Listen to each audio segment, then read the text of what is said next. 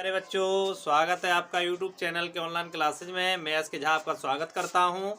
आप भौतिक विज्ञान कक्षा 12 कर रहे हैं और आप इसमें से अपने NDA SSR और कंपटीशन लेवल की जो तैयारी आप कर रहे हैं उसके नोट्स बनाइए। जहां भी आपको कोई परेशानी हो रही है तो उसको बताएं, कमेंट बॉक्स में लिख के बताएं। आप जो भी डेरिवेशन करा रहे हैं हम उसमें, तो आप परीक्षा की दृष्टि से इंटर की लेवल से जो आप बच्चे हैं वो डेरिवेशन को कर रहे हैं तो वो भी इसको कर सकते हैं, और जो तैयारी कर रहे हैं वो भी इसको कर सकते हैं। तो अब हमने जो आपको कल डेरिवेशन कराया था वही डेरिवेशन आज फिर करा रहे हैं हम। कल जो आपको डेरिवेशन कराया था उसमें हमने प्लस क्यू आवेश के कारण जो फॉर्मूला हमारा निकला V = 1/4 Q अपॉन R, तो वहाँ पर हमने क्या लिया था, समाकलन लिया था। समाकलन की सहायता से हमने वैद्युत विभव का व्यंजक प्राप्त किया। अब हम यहाँ पर समाकलन का प्रयोग नहीं करेंगे, हम इसको बिना समाकलन के ही सॉल्व करेंगे। तो आप देखिए प्यारे बच्चों, आप सबसे पहले हैंड डालेंगे बिंदु आवेश के कारण उत्पन्न वैद्युत विभव, और आप इस डायग्राम को बनाएं। मैंने प्लस क्यू आवेश लिया और बिंदु ऊपर एक ऐसे माध्यम में रखा जिसका परावर्तनांक k है, और इससे R, R1, R2, R3 दूरी पर बिंदु A, B, C, D स्थित हैं। तब मैं इनके द्वारा किसी एक के द्वारा पहले कार्य निकालूं, फिर इसी प्रकार मैं दूसरे द्वारा निकालूंगा, इसी प्रकार तीसरे पॉइंट के, जैसे एक ये है, एक ये है, एक ये, इसी प्रकार से मैं लिख सकता हूं आगे अनंत के कारण। यहाँ पर समाकलन का प्रयोग बिल्कुल नहीं होगा, तो आप इसको करें। हम सबसे पहले ये बात समझ लें आप प्यारे बच्चों कि जब भी आपको डेरिवेशन करना है, आप जब भी डेरिवेशन करते हैं तो आप उसमें सबसे पहले उसका डायग्राम बनाइए, और डायग्राम के बाद उसमें आप थ्योरी लिखिए। आप क्या करते हैं, कुछ बच्चे डायरेक्ट डेरिवेशन करते हैं। आपने क्या किया, डायग्राम बनाया और डेरिवेशन स्टार्ट कर दिया, तो ये बिल्कुल सही नहीं है। आप परीक्षा की दृष्टि से यदि करते हैं, बोर्ड की परीक्षा की दृष्टि से करते हैं, आप ये 12th में हैं, तो आपको ये थ्योरी अवश्य लिखनी पड़ेगी कि माना लगाना पड़ेगा। उसके बाद में जो भी हमको लिखना है वो लिखना है हमको। यदि आप कंपटीशन की तैयारी कर रहे हैं, आप कंपटीशन की दृष्टि से पढ़ रहे हैं, तो आप केवल इस डेरिवेशन को समझकर उसका जो लास्ट में फॉर्मूला निकलता है उसको याद करिए, उसके जो भी उससे संबंधित हैं उसे समझिए। तो अब आप करें इसको, मैं क्या लिखूंगा यहाँ पर, माना प्लस क्यू आवेश एक ऐसे माध्यम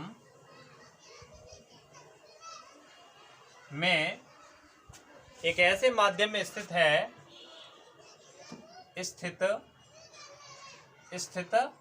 है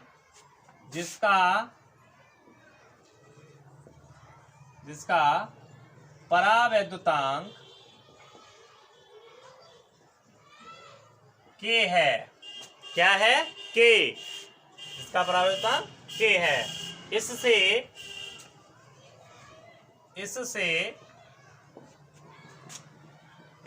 स्मॉल r, R1, R2 तथा R3 दूरियों पर बिंदु A, B, C तथा D स्थित हैं। हमें परीक्षण आवेश Q0 को अनंत से बिंदु A तक लाने में कार्य प्राप्त करना है। हमें परीक्षण आवेश क्यू नॉट परीक्षण आवेश क्यू नॉट को अनंत से बिंदु ए तक लाने में कार्य प्राप्त करना है। तो हमने कुछ थ्योरी लिखी। माना प्लस क्यू आवेश एक ऐसे माध्यम में स्थित है जिसका परावर्तनांक k है। इससे r, r1, r2, r3 दूरी पर बिंदु a, b, c, d स्थित है। हमें परीक्षण आवेश क्यू नॉट को अनंत से बिंदु a तक लाने में कार्य प्राप्त करना है। तो ये बात और लिखेंगे, परीक्षण आवेश क्यू नॉट हम ये मानेंगे, माना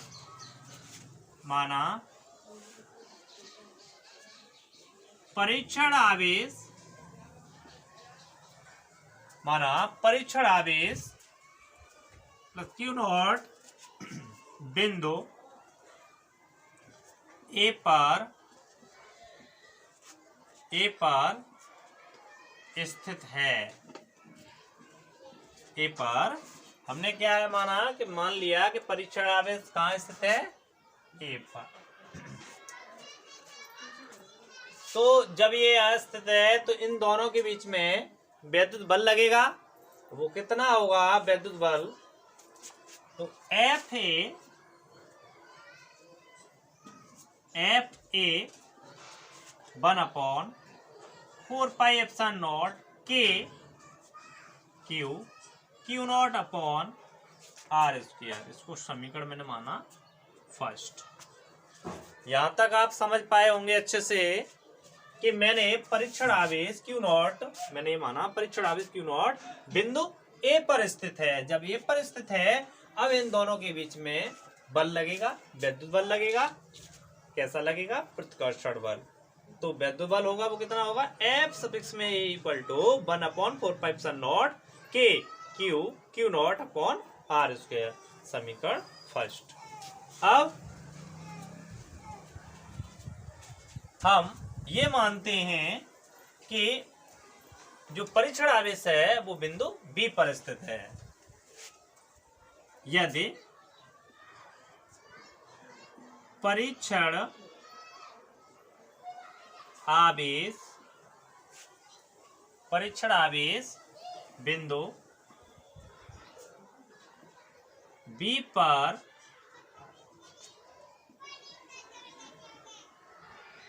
स्थित है।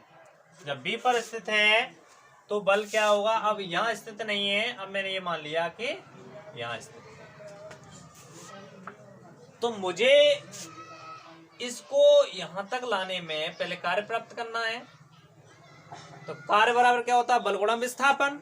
तो उसके लिए सबसे पहले मुझे इन दोनों के बीच में क्या निकालना पड़ेगा, बल। इन दोनों के बीच में क्या निकालना पड़ेगा, बल। तो बल कैसे निकालेंगे हम, सबसे पहले मैंने इसके बीच में बल निकाला, फिर इसके बीच में बल निकालूंगा मैं, और फिर मैं ये देखता हूं कि ये दोनों बहुत पास हैं, अत्यंत निकट हैं। जब अत्यंत निकट हैं तो इनके बीच में जो वैद्युत बल होगा, माध्य वैद्युत बल होगा, वो इन दोनों के गुणोत्तर माध्य के बराबर होगा। तो देखें, तो एफ सफिक्स में b equal to 1/4πε0 k Q naught upon r1 square. समीकरण 2।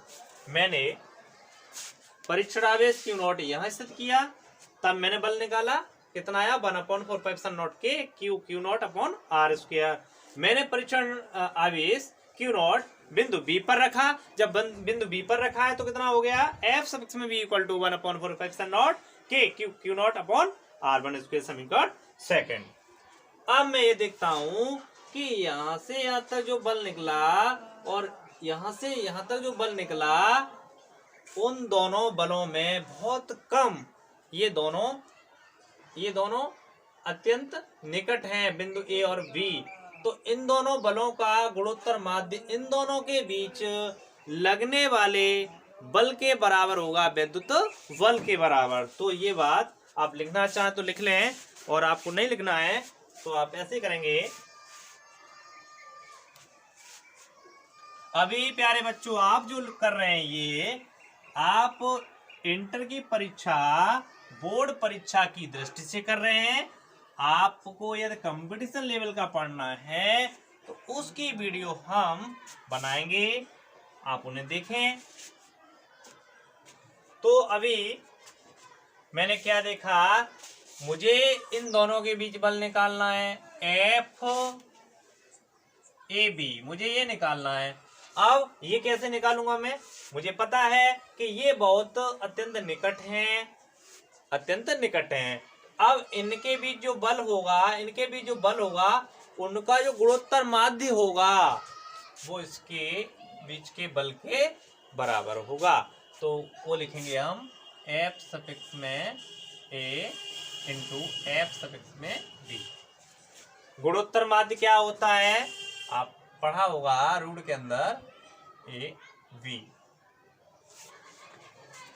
गुणोत्तर माध्य हमारे पास एक 2 दिया है और एक 8 दिया है, इनके बीच मुझे क्या निकालना है, गुणोत्तर माध्य निकालना है। तो मैं कैसे लिखूंगा इसको, जी बराबर रूट के अंदर 2 गुणा 8 बराबर 16 रूट के अंदर, और ये 4, तो गुणोत्तर माध्य कितना आ गया, 4। अब इसको मैंने समीकरण लिया, समीकरण थर्ड। अब समीकरण एक व 2 से F A and F B के मान समीकरण 3 में रखने पर, समीकरण 3 में रखने पर, तो रखेंगे समीकरण 3 में। अच्छा, मान सब रख लेते हैं, नहीं रख पाते, बता रहे भैया नहीं रख पाते हैं। देखो तो ऐसे ऐसे भैया पढ़ रहे हैं, इनको ये भी नहीं पता है कि मान कैसे रखते हैं। भाई देखिए, हाँ भाई, अब जब मान रखेंगे तो आप जानते हैं कि कोई संख्या है और उसका जो मान है उसकी संख्या की जगह पर उसका मान रख दिया जाता है। जैसे एफ ए हमारे पास दिया है, एफ ए कोई वैल्यू है, फोर्स है यहाँ पर, उसका मान क्या है, 1/4 पाई एप्सिलॉन नॉट के और Q naught upon R square into. अब दूसरे क्या है, एफ सफिक्स में भी इसका मान कितना है, इसका मान है 1/4 पाई एप्सिलॉन नॉट के Q naught upon R1 square. कुछ तो ऐसे बैठे हुए हैं मुंह लटका के आ गए, उनको ये नहीं पता है कि मान कैसे रखे जाते हैं, पढ़ते ही नहीं है, घर पे करते ही बिल्कुल। तो ये बात समझ लें आप, मान कैसे रखते हैं। एफ ए का मान हमने समीकरण फर्स्ट माना, एफ बी का मान समीकरण सेकंड माना, तो समीकरण 1 और 2 का मान मैंने कहाँ रखा, समीकरण 3 में। अब एफ सफिक्स में ए बी, इसका मतलब क्या है, इसका मतलब है अब जो बल लग रहा है वो एफ ए बी के बीच लग रहा है, एफ ए बी के बीच। तो यहाँ अब सभी बच्चे ध्यान दें कि हम ये जानते हैं कि रूट के अंदर 2 गुणा 2, तो बाहर कितना निकलेगा, 2।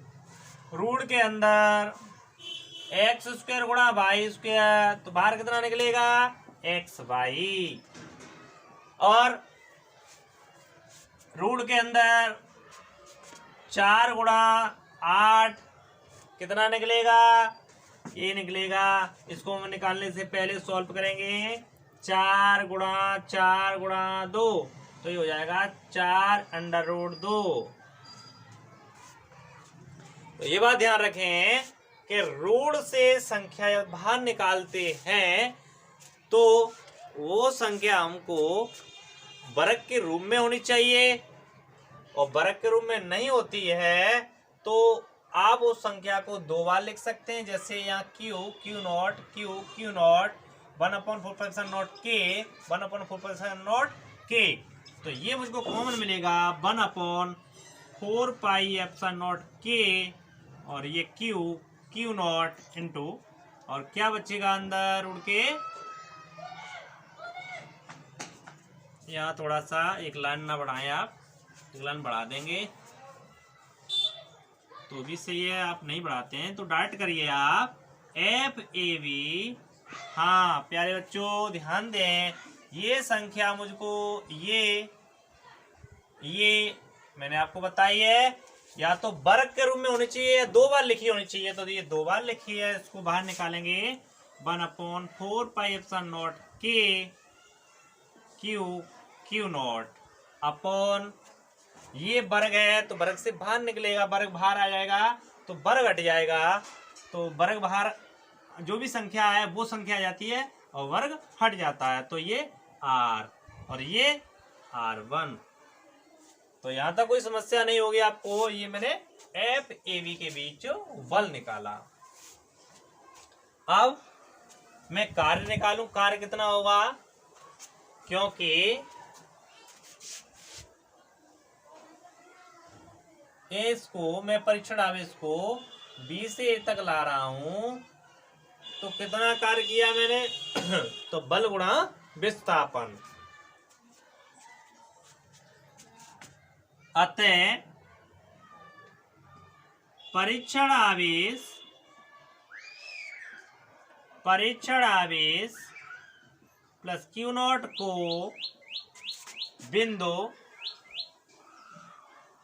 B से A तक लाने में किया गया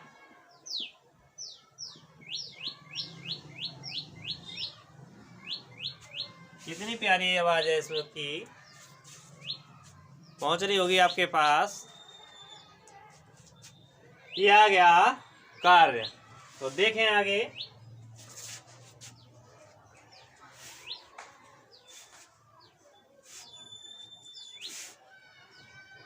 कार्य बराबर बल गुणा विस्थापन, तो W बराबर F इंटू D, बल गुणा विस्थापन। तो ध्यान दें F इंटू D, बल गुणा विस्थापन। अब परीक्षण आवेश क्यू नॉट को B से A तक ला रहे हैं तो लिखेंगे VA। अब AB के बीच में कितना बल है तो इसको मैं लिखूंगा AV। अब D का मान कैसे निकलेगा, ये कैसे निकालेंगे हम इसको, तो ये कितना है, इसको कैसे निकालेंगे, ये कोई दूरी है 100 मीटर टोटल, और इसमें से किसी ने तय कर ली 80 मीटर, तो बची कितनी 100 माइनस 80 बराबर 20, तो 100 माइनस 80 बराबर 20 मीटर। मतलब बड़े वाले में से कम वाले को घटा दिया, तो R1 माइनस R, तो इसको लिखेंगे R1 माइनस R। अब आगे करें आप, WAB सफिक्स में WAB इक्वल टू FAB का मान कितना है 1/4 पाई एप्सिलॉन नॉट के क्यू नॉट अपॉन R1, और ये मान कितना है R1 माइनस R। WAB 1/4 पाई, आप बच्चों ऐसे करें Q naught upon 4 pi epsilon naught के इसका मैं इसमें भाग दे दूं, R1 minus R upon R1।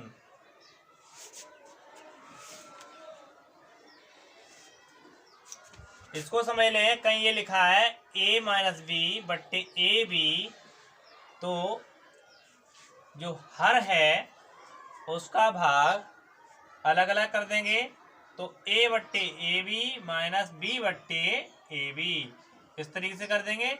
तो यहाँ डब्ल्यू ए बी बराबर Q not 4 pi epsilon naught के R1 upon R1 minus R upon R1।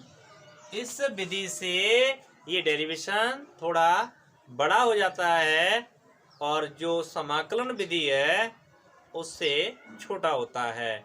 तो आप दोनों विधि मैंने आपको करा दी हैं, आप दोनों विधियों से जो आपको अच्छी लगे उससे आप कर लें। क्या बचा, W A B equal to Q naught upon 4 pi epsilon naught के 1 upon R minus 1 upon R1।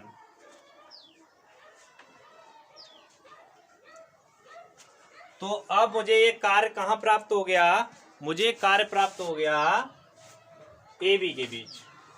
यदि मैंने परीक्षण आवेश क्यू नॉट को बी से ए तक लाया हूं तो कितना कार्य प्राप्त हुआ मुझे, Q naught upon 4 pi epsilon naught के। यदि मैं इसको यहाँ से यहाँ तक लाता हूँ तो कितना होगा, यदि मैं इसको यहाँ से यहाँ तक लाता हूँ तो कितना होगा। इसी प्रकार से यदि मैं अनंत से लाता हूँ तो कार्य कितना होगा। तो यही मुझे निकालना था, परीक्षण आवेश क्यू नॉट को अनंत से बिंदु ए तक लाने में किया गया कार्य वैद्युत विभव कहलाता है। तो वही डेरिवेशन हम निकाल रहे हैं। तो यहाँ पर हाँ, इसी प्रकार डब्ल्यू सी बी बराबर 1 अपॉन बराबर Q naught upon 4 pi epsilon naught के। तो 1 अपॉन R देखें आप ध्यान से, R1 मतलब बढ़ रहे हैं, क्रम क्या है, बढ़ रहा है, R1। तो यहाँ पर क्या है, I2 माइनस इसमें से इसे और इसमें से इसे, इस तरीके से हटाएंगे। R1 R में इसमें से इसको हटाएंगे, इसमें से इसको हटाएंगे, इसमें से इसको हटाएंगे, तो क्या होगा 1 upon R1 minus 1 upon I2। अब डब्ल्यू डी सी तो 1 up Q naught upon 4 pi epsilon naught के 1 upon I2 minus 1 upon R3। इसी प्रकार मैं कहां से ले सकता हूं, अनंत से ले सकता हूं। मैं लिख दूं अगला पॉइंट R4 माइनस R3 और अगला बढ़ाऊं इस तरीके से, तो कहां तक ले लूं मैं, अनंत तक। कहां तक ले लूं, अनंत तक। तो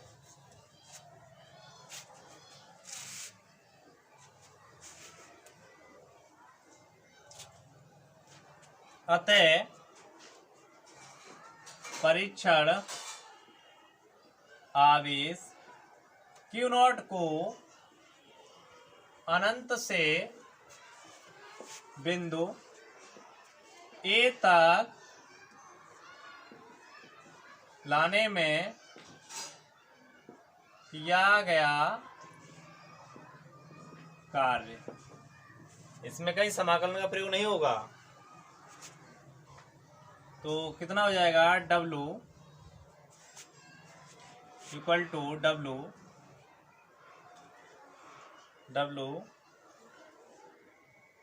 B A plus W C B plus W D C plus dot dot कहाँ से, अनंत तक। तो इसी प्रकार इनके मान रखेंगे हम, तो W इक्वल टू मान रखेंगे, तो इसका मान कितना हमारे पास, इसका है Q naught upon 4 pi epsilon naught के 1/r माइनस 1/r1। दूसरा 1/q q naught upon 4πε0 k 1/r1 minus 1/r2।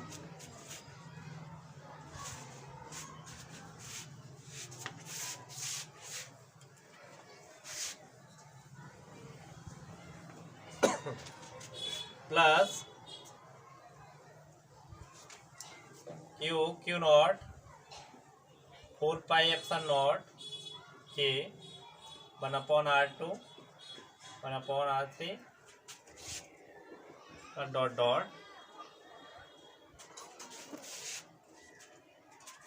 अनंत तक। तो W equal to q naught upon 4πε0 k मैंने क्या ले लिया, कॉमन। जब कॉमन ले लिया तो मुझे क्या मिलेगा, 1/r minus 1/r1 plus 1/r1 minus 1/r2 plus 1/r2 minus 1/r3 plus dot dot last में पद कौन सा रहा है, माइनस का 1/अनंत। ध्यान दें प्यारे बच्चों, कहाँ तक है, अनंत तक। तो ये कट जाएंगे, अगला स्टेप आएगा इस तरीके से कट जाएगा, क्या बचेगा, W equal to q naught upon 4πε0 k 1/r minus 1/अनंत। तो ये मैंने अनंत लिखा, ये हम कहाँ तक परीक्षण क्यू नॉट को कहाँ से ला रहे हैं, हम अनंत से। तो अनंत से लाने में जो कार्य प्राप्त हुआ उसको वही हमको ज्ञात करना है।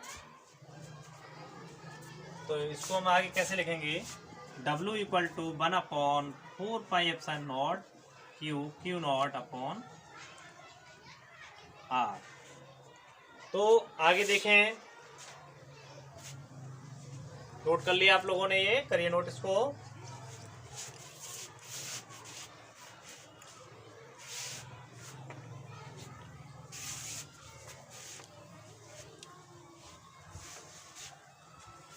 W अपॉन क्यू नॉट को मैं इधर भाग में ले जाऊं, q naught 1/4πε0 k q upon r।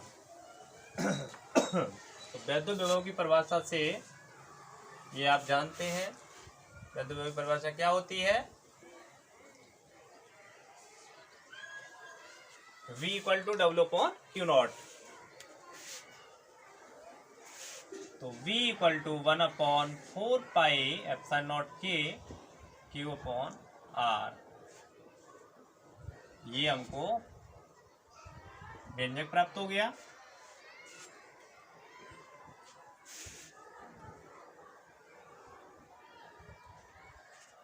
यहाँ यदि निर्वात या वायु हो, निर्वात या वायु के लिए k इक्वल टू 1, तो V इक्वल टू 1/4πε0, मैंने k का मान कितना लगा दिया, 1, लो 1 लिख लो, q अपॉन r। तो V इक्वल टू 1/4πε0, इस 4πε0 का मान यदि 1 में करेंगे तो यही आएगा, तो q अपॉन r। यहां से हम क्या देख रहे हैं कि B यदि ये कांस्टेंट है तो B, ये कांस्टेंट है, ये कांस्टेंट है, तो B प्रोपोर्शनल 1/r। इसका मतलब है यदि इनके बीच में हम ग्राफ खींचें,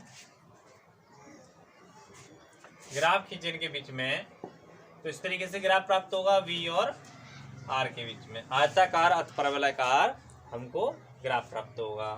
तो प्यारे बच्चों, ये आपको समझ आ गया होगा डेरिवेशन। आपको यदि फिर भी इसमें कोई परेशानी है तो आप इसको कमेंट बॉक्स में लिख करके बताएं। और यदि आपको ये वीडियो पसंद आया हो तो चैनल को सब्सक्राइब करें, लाइक करें और ज़्यादा से ज़्यादा अपने फ्रेंडों में शेयर करना ना भूलें। आपका दिन शुभ हो।